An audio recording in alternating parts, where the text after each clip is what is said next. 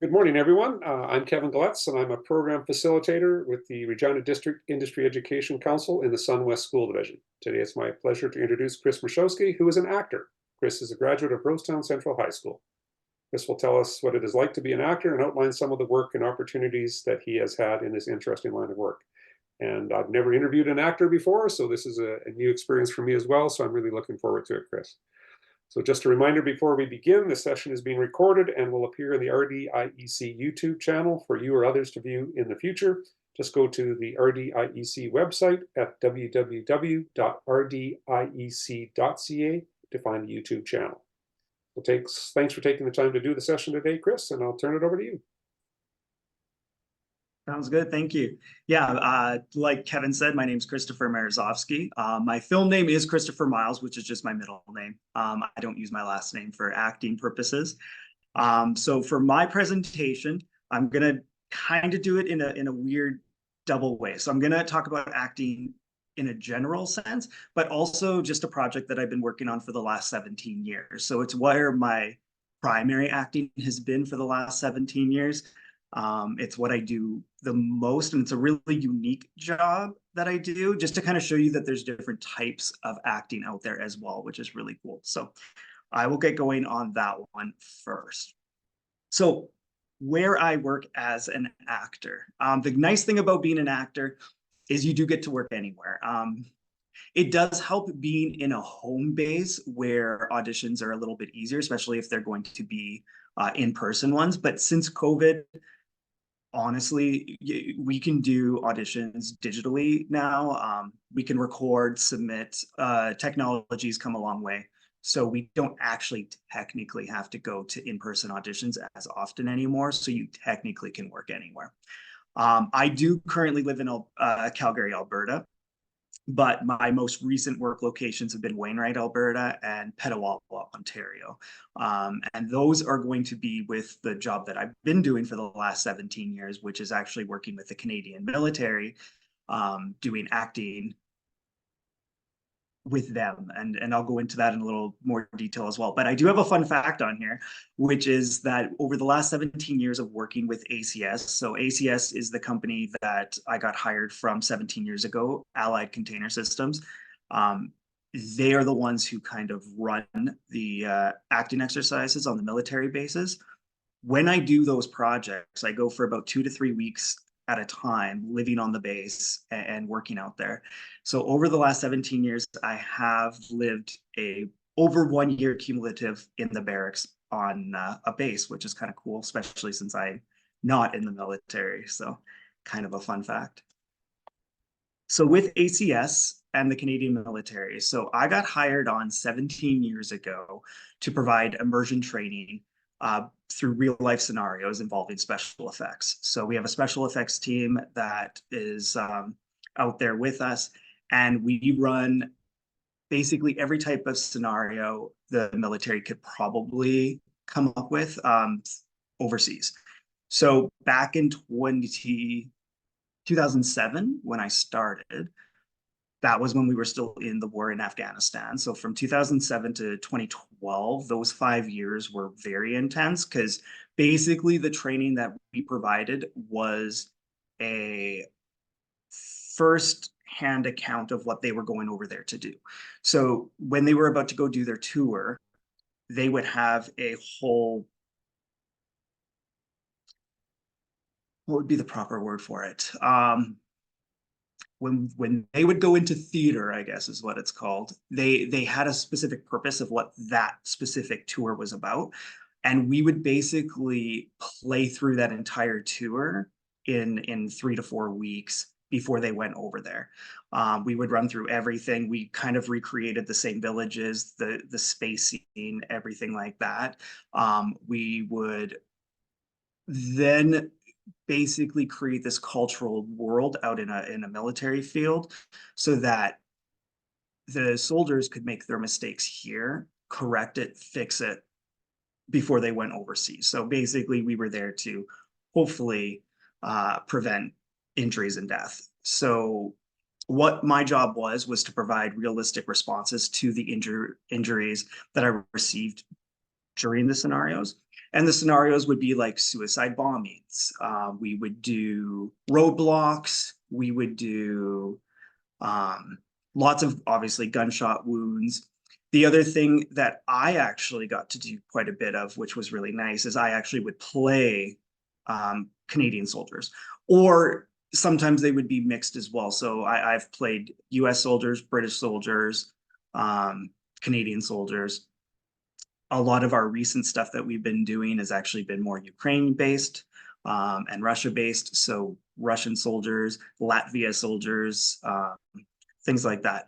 So I would actually kind of go out with the soldiers. I'd have like the bullet wounds or whatever my scenario would be, and I would just sit and wait for an injury to happen in the battle space. And then I would be tagged out with the actual soldier, put into play, and then they would have to basically deal with an injured soldier while still in the middle of a battle.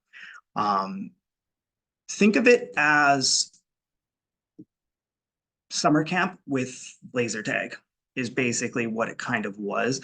All of their guns and weaponry, helicopters, the lavs, like their kind of tanks, light armored vehicles, they all have these sensors on them, and we all wear these vests that have sensors all over them. So we actually know if we're being injured or if it was a near miss or how close things were.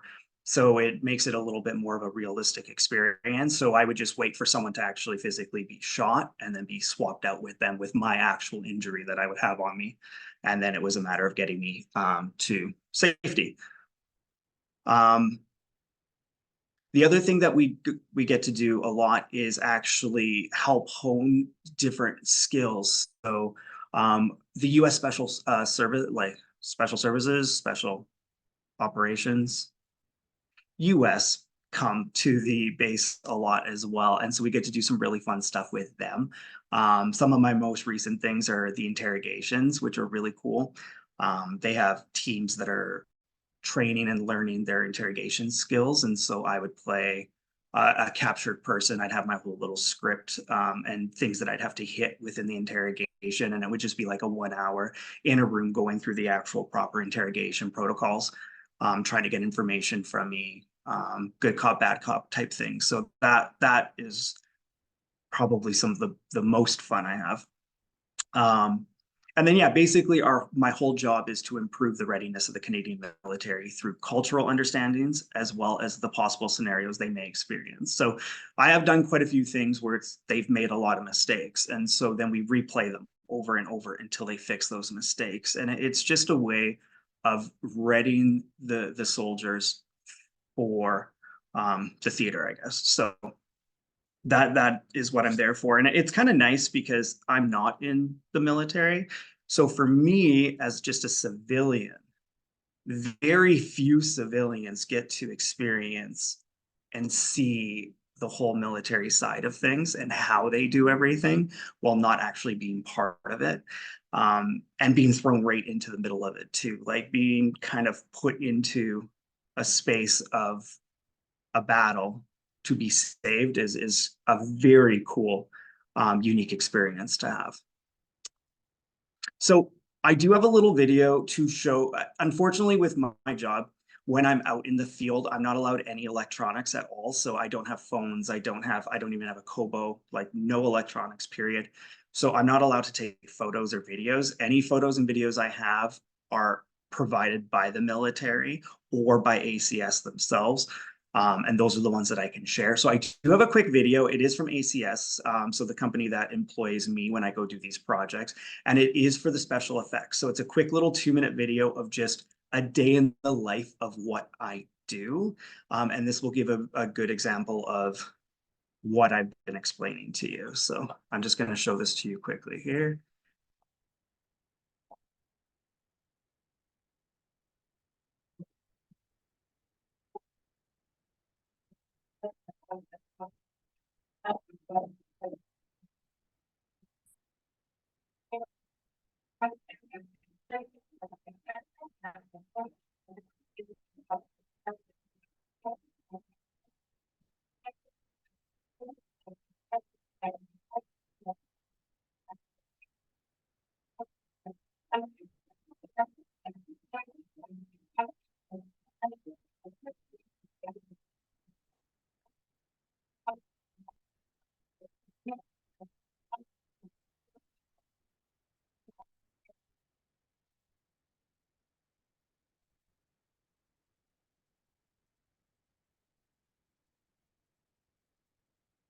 To go back to.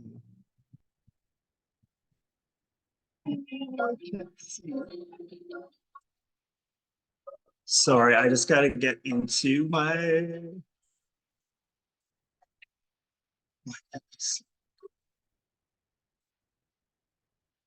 Ah,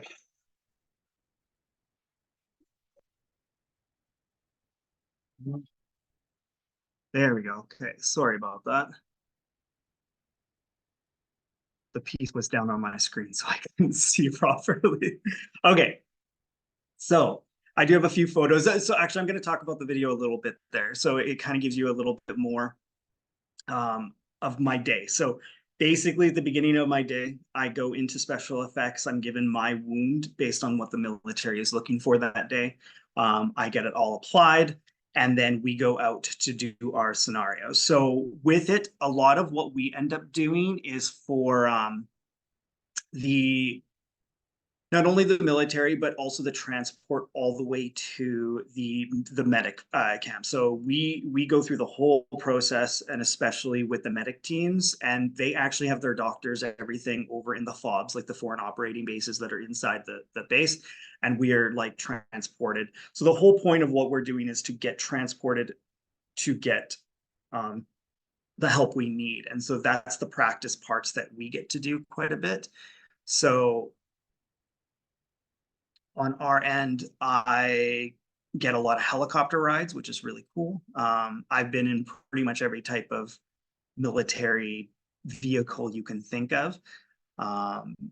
Blackhawks are really cool. The American Blackhawks are really nice. We go in Griffins. I've been in a lot of Chinooks. So yeah, we get to do a lot of that kind of stuff as we're being transported to being hopefully saved into those medic camps. So this photo right here is of me. It was one of the ones I was able to find online that was used before. So obviously I'm going to be going into a helicopter with this one based on what the gear is, but you can see that there's Americans as well as Canadians in here. So when we do these projects, it's usually in tandem with other countries. US plays a huge part in it. We do tend to work with the US a lot, and they're usually on the base with us. The British are the other one that we work with a lot as well. We used to go out to Battis, which is by Medicine Hat, and work on the British military base that's out there.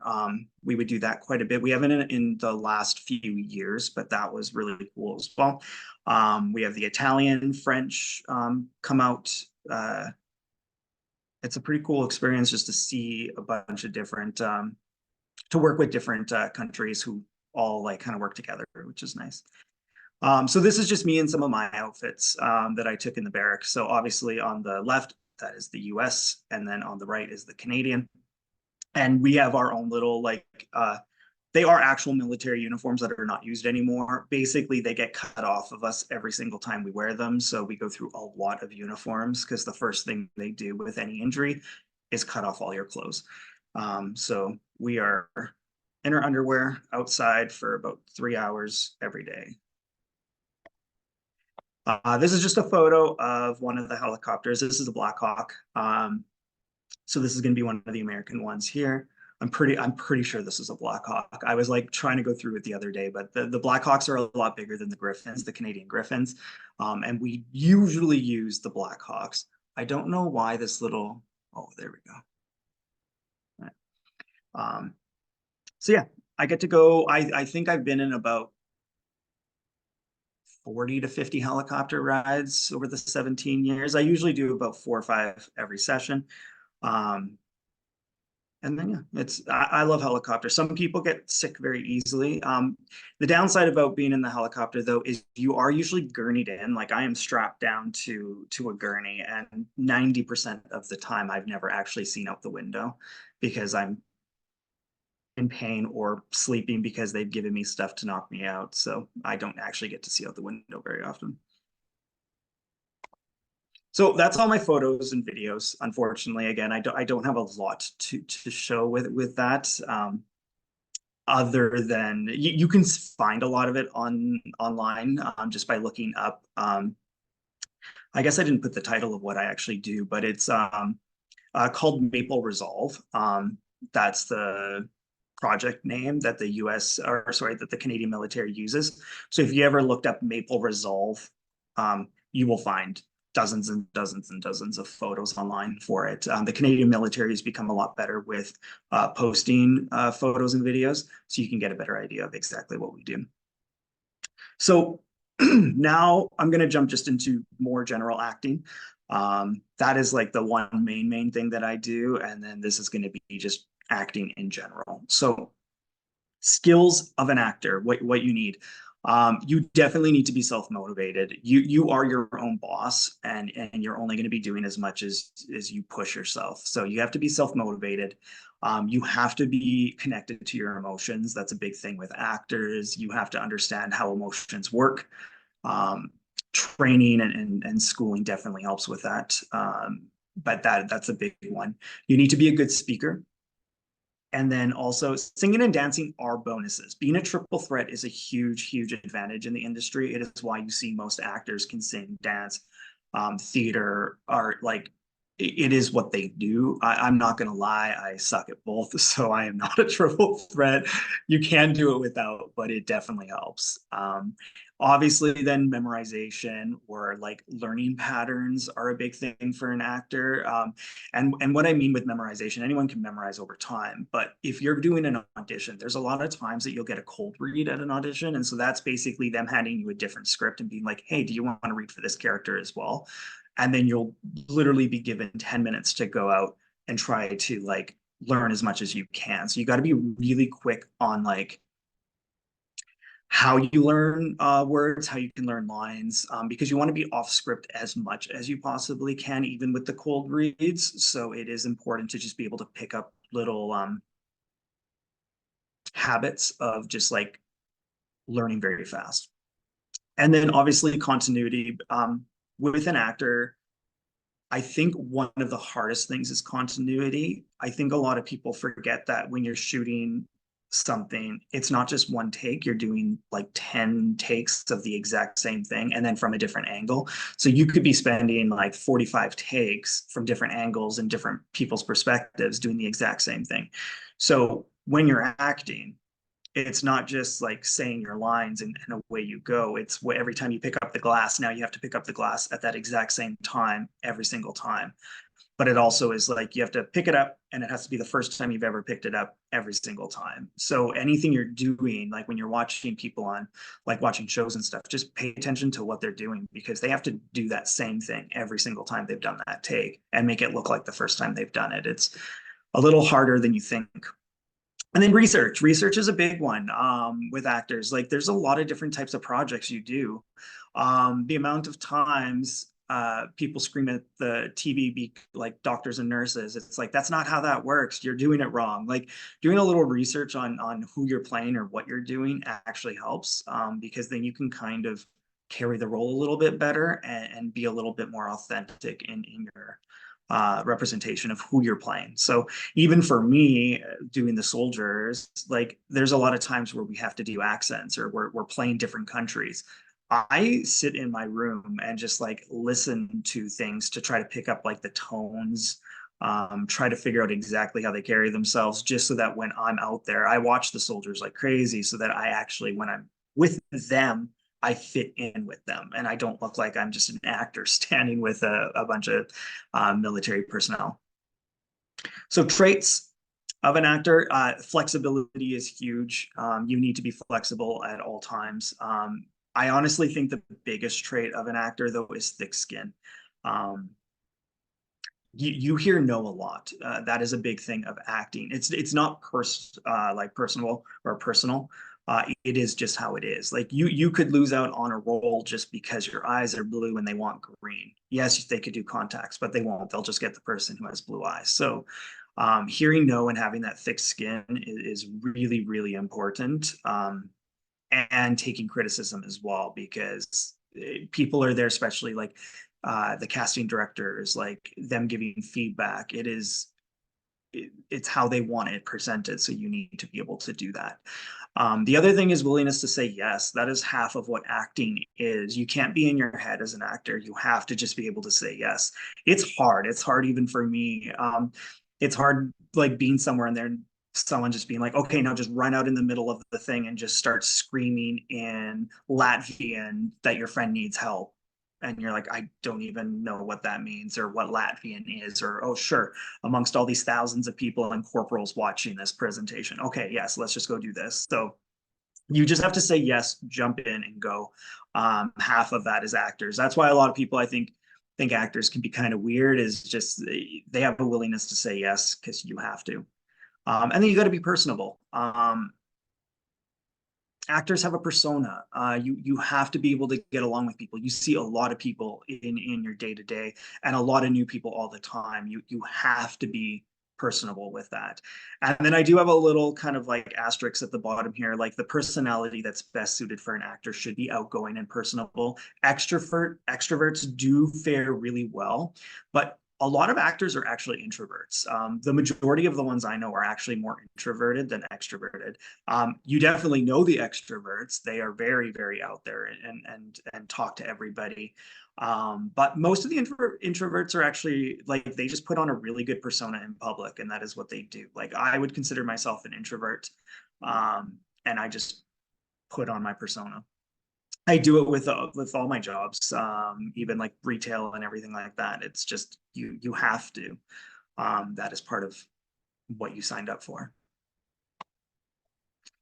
So the rewards of acting. There's a lot of rewards for acting, actually. Landing an actual gig is probably the greatest reward you can get as an actor. It is the most exhilarating feeling, being able, like landing a role. Getting that call from your agent and saying that you've got the gig is it's so reaffirming, and it feels really, really good, especially because when I get to the negatives, the odds of getting a gig are actually very low. So when you do land one, it's exhilarating. And you do get paid to just make believe that is what you get to do. Like me doing my military projects, like I've been doing it for 17 years, and every single time I get to go back, it is the greatest thing I get to do. There are a handful of civilians who have ever got to see the things that I've gotten to see, the people I've got to meet, the situations I've got to play through. Like I've sat up on a hill and literally watched a fake war happen. It is the coolest thing I've ever got to do, and you get to do that every day. So that is probably the greatest thing about acting. You do get to have unique experiences, like I just said. So some of the situations that pop up, the roles, the locations that you get to go to, it's just so wild. Like I've taken a Chinook ride from Wainwright, Alberta to Cold Lake to do a 3-day thing with the Edmonton Reserves. And then take the Chinook ride back again, and it's really, really unique and such an amazing experience that I get to have. You do get to meet amazing people. People in the film industry are really cool, but you also just get to meet really interesting people throughout your journey as well. Like back when we were in the war in Afghanistan, I do believe this would have been in 2009. I did get to meet the leader of the Afghan National Army. He did come to Wainwright to see the project, and to have the leader of an army come and meet you. Like our local Afghan actors were like, that is somebody who they would never ever get to meet in their everyday life ever in Afghanistan. So the fact that they got to do a Q&A with them is such a unique experience. Yeah, it was a really phenomenal day and night to get to see him. And then every role is different, so your job is always new and exciting. Monotony is the worst part about, I think, a regular 9-to-5 job, and you don't get that here, which is great. Every day is different. Even every shot you're doing is different. So you're never doing the same thing, which is awesome. So challenges of the occupation. I'm not going to lie, there's a lot. So there is no guaranteed income. Acting is it's a tough job. yes, when you do land one, it does pay okay. It pays pretty good, but it does not pay for a year's income for sure. So there is no guarantee income. You have to have a second job. Rejection is part of the job. So the average, a good average of auditioning is landing 1 in 10. So if you can land 1 in 10, you're doing really good. When I was living in Calgary prior to this time, and working back in like that 2007 to 2012, I was landing about 1 in 3, 1 in 4. So I was doing very, very good back then. But yeah, 1 in 10 is the odds. So you're gonna get a lot of rejection, a lot of no's, and that's just how it is. You do need to juggle a job that pays the bills. Like you cannot do this on your own. Usually you have to have a secondary job. There is a reason most actors are like work as servers. Serving jobs are usually afternoons, evenings, and auditions are normally morning to afternoon. So you don't really have to move your work shift around very often in order to do an audition. And that's the main reason why most actors are servers, is it just the type of schedule that fits works with you auditioning during the day. So you do need to juggle a job that pays the bills with your career. And that can be difficult finding that job, because if you end up with a 9 to 5, then you're needing to move things around. Because the other side of acting is short notice. So things come up very quickly and then you have to maneuver it. So only a small percentage of actors actually make a living acting. There's the 1% that like are the superstars of actors, and then there's everybody else, but then there's even a smaller percentage of the everybody else who actually makes a living acting. So be prepared to be working multiple jobs, that it comes with it. And then yeah, you know a lot on the job. That is, you just hear it a lot. Film school really teaches you to have that thick skin for sure. I'll give an example on the no too, like, or the thick skin, because it comes up with me a lot. So acting is a very, it's all based on a look and what they want. So I'm pretty short. I'm 5'5", so which in acting terms is very short, especially as a male. So I'm a male 5'5" who's relatively good looking, and that's a problem, because for me, if you're relatively good looking, normally you would go for more, not necessarily lead male roles, but you would have a more principal role. My problem is I'm shorter than the other guys. So if I was auditioning next to somebody who's 6 foot, I look like a younger brother to them, which doesn't work then if I'm supposed to be the same age as them. So I end up being the one bumped out of a lot of roles because of my height, when they'll just hire all the 6 foot people. Whether or not I'm perfect for it, they will just go off of the height thing a lot. And so I get knocked out. Even in film school, when we were doing projects with the production teams, there were roles that, like, I'm a very good auditioner and I auditioned very well, but all the guys in my class were 6 feet and I'm 5'5". I couldn't get cast with any of them because the height difference looked too off, that on camera we didn't look the same age anymore. So I always got like thrown back into other roles, even though I was probably the best one for that role. And that's just how it works. So you have to know what your look is, how you fit, and then cater to that when you're doing your projects. So salary and benefits. So when you do land a gig as an actor, it actually does pay pretty good, but it's because it's so inconsistent, right? So I've worked $20 an hour. Like, I've actually done hourly things before, all the way up to $1,500 a day. And with the $1,500 a day one, that was specifically Passchendaele, like when I did the movie Passchendaele. And the reason it's so high is it's kind of inflated based on my numbers here, but I was paid my day rate. But then you're also in Canada, you get your buyout. So they just double your salary as your buyout, because then in Canada, we don't get,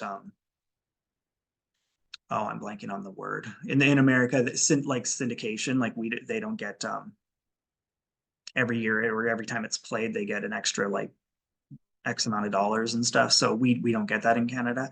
We just get a buyout for a certain amount of time, like 2 years, and then they have to buy out again if they want to play it again. So the $1,500 a day was when I did Passchendaele, because it was like my day rate and then doubled.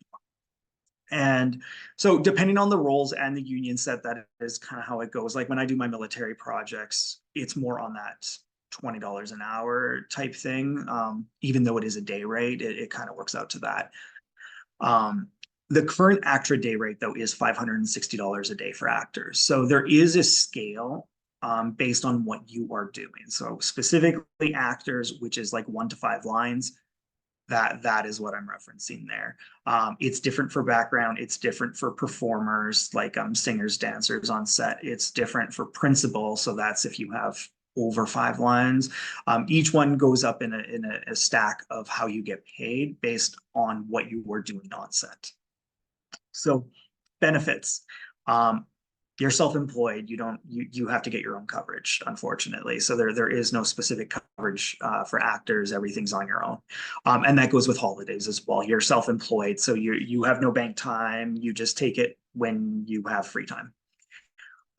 Typical work days for actors is 12 to 14-hour days. Like doing my military project, it's 12 hours. Most sets are 12 to 14. That is the norm. Film crews put in very, very long days. When they're doing a shoot, it's 12 to 14-hour days for 2 weeks straight. Like you go hard to get the whole project done. It is very exhausting, and that's just how film works.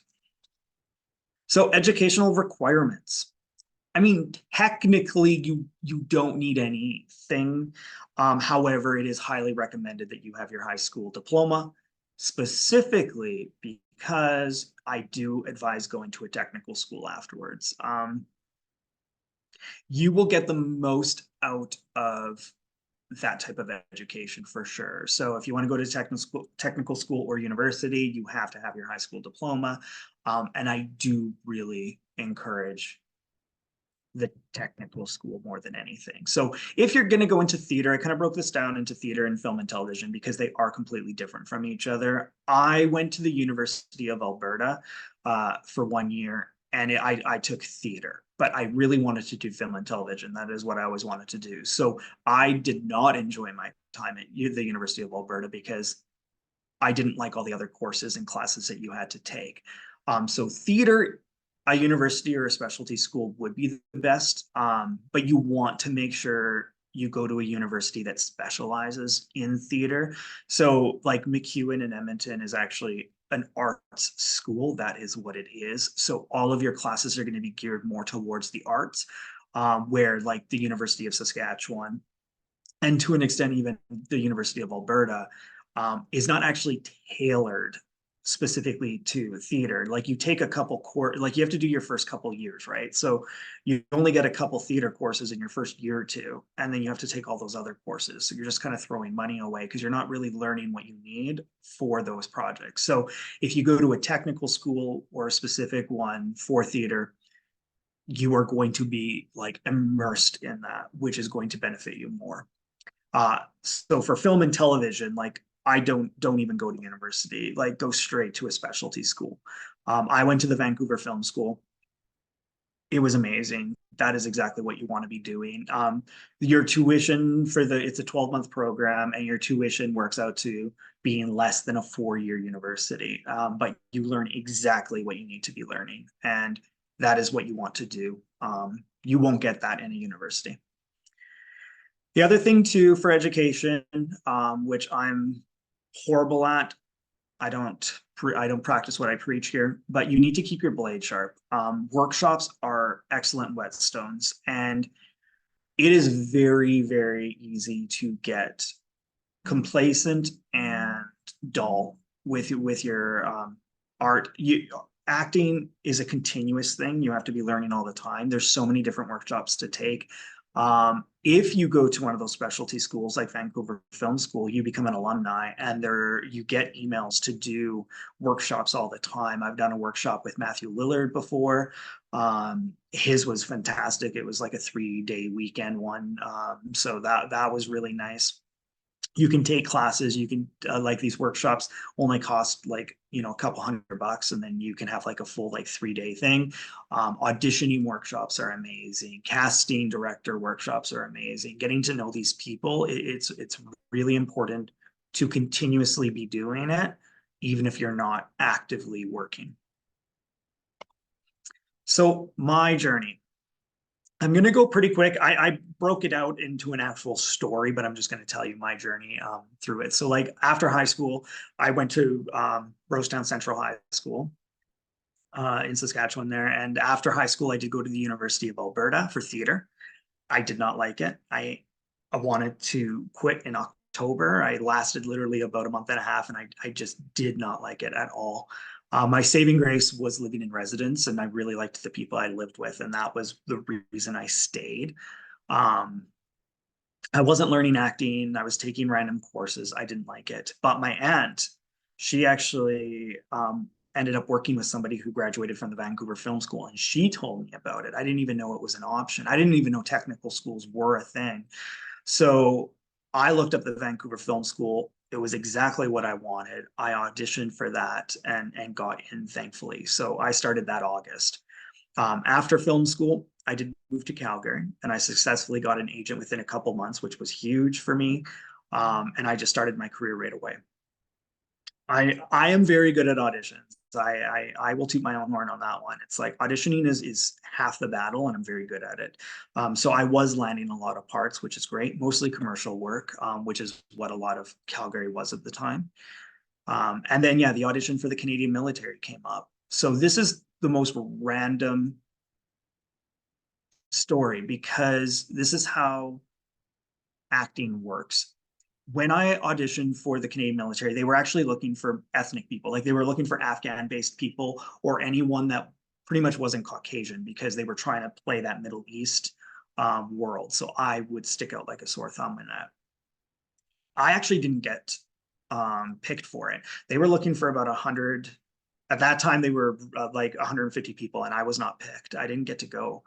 It wasn't until 3 days before it was about to start that I got a call from my agent that somebody had backed out last minute, and it was mine if I wanted it, but I had to give him an answer right away. Um, I was working a full-time job at the time, and I just said yes because again, that's part of what the job is. You just have to say yes. And then I went to my work and told them I was leaving for 3 weeks. Um, and 17 years later, I'm still doing that project. So it's like, it's those little moments, those little things that completely change the trajectory of your life. So, but it is interesting that, yeah, I was never even picked for it initially. And now it's like grown into a huge part of what I do. Um, After a couple of years in Calgary, I didn't like Calgary very much back then. I wanted to go back to Vancouver. That was my dream, was to get back to Vancouver. I was landing roles in Calgary. I landed a role in Passchendaele. I joined the union, but I was 21 years old and I thought I knew everything. My agent told me, don't go, don't do it. I thought it'd be easier because I was part of the union now. And I moved to Vancouver, and it was right when BC did all the tax cuts. They got rid of all of the tax breaks that they were doing, and everything went back to LA. So it was not great in Vancouver. I lived there for 5.5 years, and I only landed one commercial in that 5.5 years. So it was a lot of auditioning with a lot of no's. It was a tough time. Love Vancouver, but it was not good for my career. I should have actually stayed in Calgary. And then throughout this time, I continued to work with ACS and the Canadian military. Every year there'd be 1 or 3 sessions. So I was still like acting regularly, going to do these projects and stuff. It just wasn't specifically film or television, but still acting, which is good. And then I did move back to Saskatchewan. I was there for the last 10 years. I wasn't pursuing acting in those 10 years. I was just working a regular like 9 to 5 job because there really isn't an industry in Saskatchewan. So I wasn't part of anything. And then just in 2023 here, I moved back to Calgary because I wanted to get back into acting again. So I'm 38 now, 38 now. And yeah, and that's the nice thing about acting too, is you're never too old. That's the best part of it. It's like you can do it at any age. I fit a different category now, so that's interesting and fun to try to play with. But yeah, so now I'm back in Calgary again, pursuing acting as a full-time job at the moment. I don't have any other job, so this is what I do. And then for opportunities, so there's an ebb and flow with acting. Some years are busy, some years are quiet. Projects have a huge impact on this, so it completely depends on what is happening at the time. I've moved around a lot at wrong times, and then right now I'm in the right place at the right time. So with the success of The Last of Us that was shot here in Calgary, there's a lot of buzz about Calgary. The writers and actors strikes are over now, so there's a lot of projects that were on hold that are about to just like go hard from a year of not producing anything. Also, it was just announced last week that there was a huge contract signed with IATSE, one of the unions here in Alberta, for a 3-year deal with Netflix. So that's about to take place here now too. So now there's a 3-year contract with Netflix. The huge success of The Last of Us, the writers and actors strike are over. So 2024 is shaping up to be a really good year. I am here at the right time. So acting can lead to many opportunities, and there are many types of acting. There's film, television, theater, but they're not the only like acting jobs out there. So kind of like what I do with the military, the universities do that as well. So the universities do hire actors to play out like medical conditions for the students when they're doing their training. So you can go and do those as well. They're pretty exciting. A lot of the people who I work with on my military thing do these as well, because they are paid gigs, and you just play different injuries or illnesses or why you're going in, and then the nurses and doctor practitioners, like, they practice with you, which is great. And a lot of actors just make their own projects. That's kind of what we do now. YouTube's a big thing. You can do your own projects. You can do film festivals. You usually know editors, directors, writers. Half the time, you're all the same people. So there's a lot of collaborations. This kind of goes with the workshop thing, where you're just always keeping up on your craft. That's the job. So just keep up on it, keep working, keep practicing, make your own things. That is how you keep busy as an actor. Life work balance. It's actually pretty good. You have to be, the only thing is you have to move your schedule around a lot. Things are very, very short notice. So you can get called for an audition for the next day. You have to be available to go, and you want to say yes. That is your job. Also, you could have auditioned 3 weeks prior, and then all of a sudden you get a call that you've landed it and it shoots in 3 days. So you have to be ready for that as well. For the most part, there's a lot of free time, but when things do happen, you have to be flexible, and you have to be able to just cut whatever you're doing. If you're going on a vacation, well, this is your job. So you are going to want to be doing this first, because they don't come very often. And that's it. That's my presentation. If you did have any questions for me, Kevin. Yeah, I actually do. That's really interesting stuff. Like I said, Chris, I've got zero knowledge of acting. That's definitely not something I've ever done. My theater is probably, and theater at school, probably watching people like yourself in school plays is probably where I've seen most of my acting, except for watching movies and TV, I guess. So, but then when you're watching the movies and TV, you're not thinking about the occupation, you're thinking about the character they're playing. So it's quite different. I had no idea. Well, I guess I never thought much about the height factor that you mentioned. So that's a big deal when it's casting, I suppose, like you said. It is like it's actually the one thing that in film school they really, really drill into you a lot. Like, there are roles like we would audition in front of each other. There are times when like one person would way outdo the other person in the audition, because we'd all like record the same ones and then watch them back, right? But then the one person would get the role, and you're like, but it fits with this person, so Yeah, they get it, I and that's suppose, just how it is. especially if there's other characters that have been cast and they want them, and all of a sudden they're 6'1", 6'2", and all of a sudden just maybe just doesn't look right to have a 5'5" guy in there amongst them. No, I literally look like a younger brother next to a lot of my classmates on screen. Like off screen, you're fine, but as soon as you're on a camera, everything looks a little different, Yeah. and it feels a little different. And yeah, it's amazing what it can do. So I suppose is that where advertising, whereas maybe some more solo shots and everything, where fight the height isn't like they wouldn't know. Exactly. Height doesn't matter. You're usually by yourself. So like any of the one Shaw cable commercial I did with somebody else, he was also short. So Oh, both of us were the same height, which worked because we were pretending to carry like an imaginary TV. So we had to be about the same height. So yeah. it worked on camera for us. So, okay, so this is totally different topic on acting, but this ACS, is it a contract then? Or is it, like, that's what I was It's wondering. a contract. Yeah. So every single time I do it, it's a new contract. Oh, okay. I thought maybe it'd be an ongoing contract that, when they call you, you're kind of in, but it's, No, technically not. And which is the interesting thing about it. Even 17 years later, I always know when they're coming up, but there's always that like, am I gonna get to go? Am I not gonna get to go? So I have missed some because they were focusing on specific things. So there have been some projects that they've done where they were focusing on airlifting, specifically in areas of Africa. So they specifically were looking for African people for that one.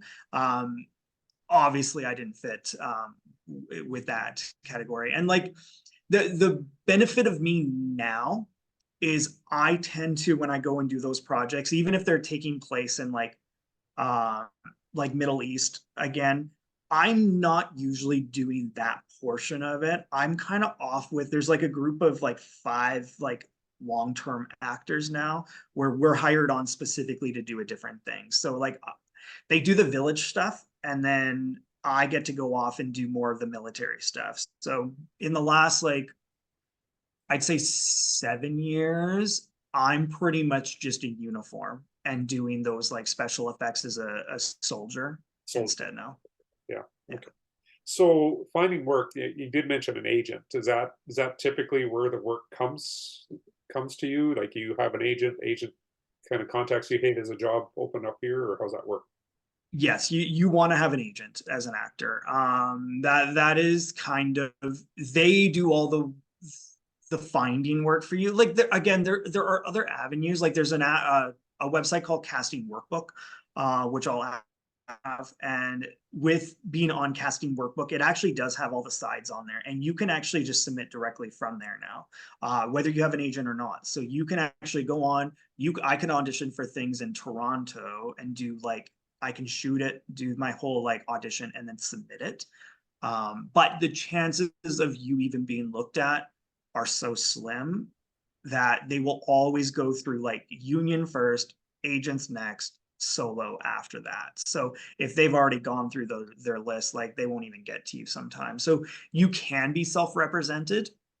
Some people do it, but it's very rare.